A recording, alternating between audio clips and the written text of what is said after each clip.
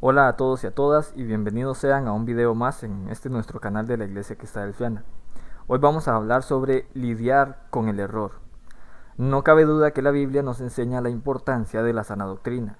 Las epístolas de Pablo están llenas de principios y él afirma enfáticamente varias veces que la enseñanza correcta es importante. Ahora, ¿por qué Dios tendría toda la doctrina en la Biblia escrita para nuestro aprendizaje si no importa lo que creamos?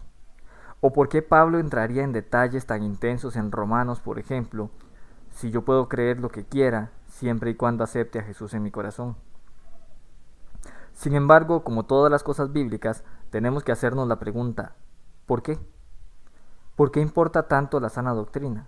¿Y qué debemos hacer al respecto cuando encontramos personas en la misma iglesia que creen cosas contrarias a la sana doctrina? Tenemos algunas pistas útiles para responder estas preguntas en la primera epístola de Pablo a los Corintios. La iglesia estaba llena de problemas, tanto de comportamiento como doctrinales.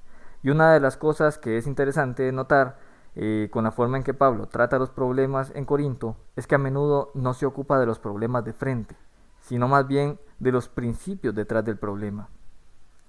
Por ejemplo, en la lectura de Primera de Corintios, capítulo 14, el tema es hablar en lenguas. Hay una buena evidencia de que los corintios estaban haciendo algo que no era en absoluto un don del Espíritu Santo, sino un fenómeno que se llama glosolalia.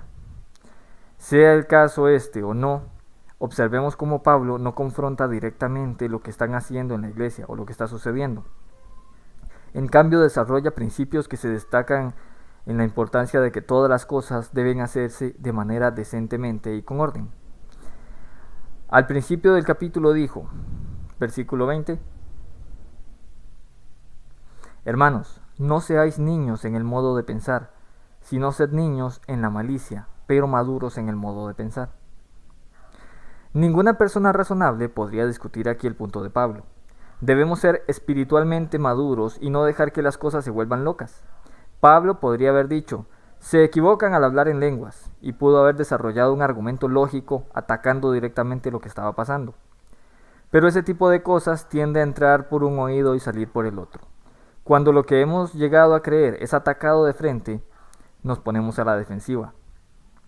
El método de Pablo fue dar vuelta al problema en sí mismo, elevando el estatus de principios más importantes. Con el tiempo, si se concentran en el principio de ser maduros, van a eliminar los problemas relacionados con el hablar en lenguas. Pablo, en lugar de confrontar directamente a los hermanos débiles en la fe, prefirió analizar el porqué de su creencia, el hecho de que les costaba deshacerse de las viejas supersticiones, y amonesta a los que están en lo correcto doctrinalmente.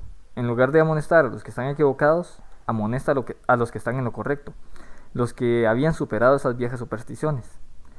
Los amonesta a que no se envanecieran contra sus hermanos que todavía no tenían un pensamiento maduro.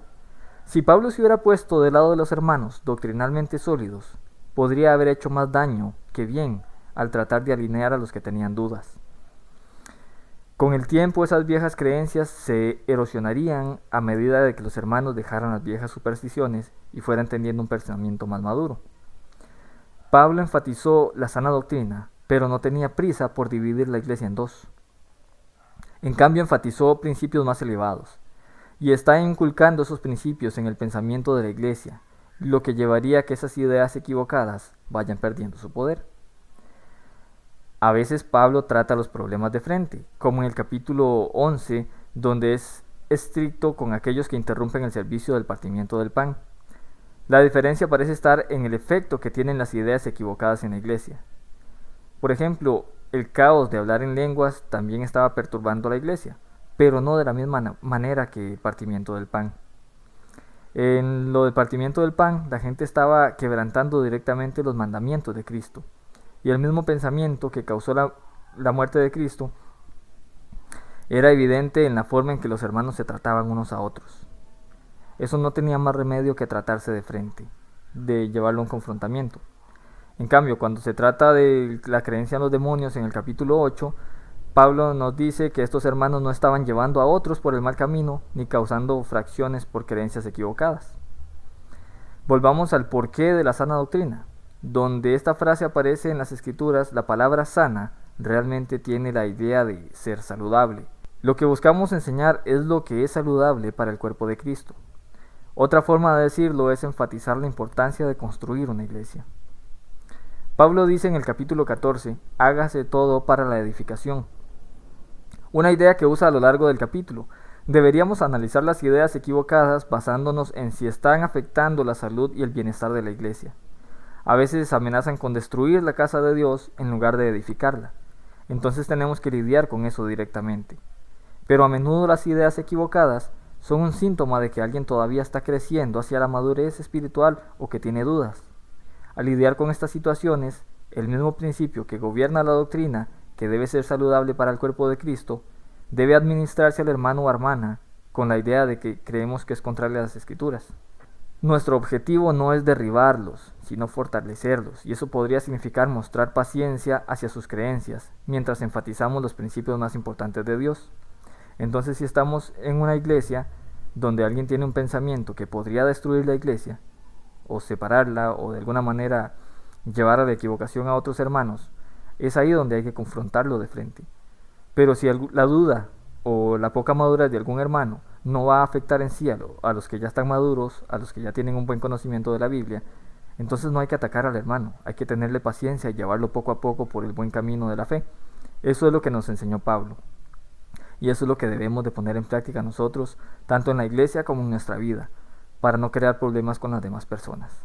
Hasta acá el video de hoy, espero que haya sido de bendición y nos vemos en un próximo video. Hasta pronto.